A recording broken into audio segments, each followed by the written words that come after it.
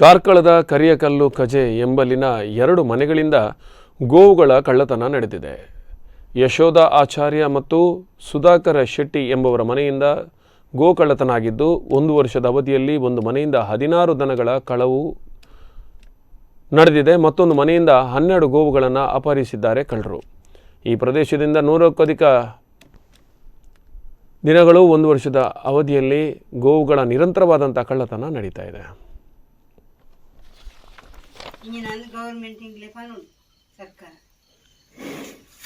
आता मित्र ಒಂದು ಪೆತ್ತ ಯಪ್ಪ ಹೋಯ್ನಿತ್ತ ಬೋರಿನ ಪೆತ್ತ ಮೋದಿನ ಅಂಡ್ ಮಲ್ಲ ಪೆತ್ತನೆ ಒಂದು ಐತನೆ ಗಂಜೆ ಇತ್ತ ಈರ ಒಂಜಿ ಎಲ್ಲ ಪೊಲೀಸ್ ಸ್ಟೇಷನ್ ಮತ್ತೊಂದು ಕಂಪ್ಲೇಂಟ್ ಕೊರಡತಮ್ಮ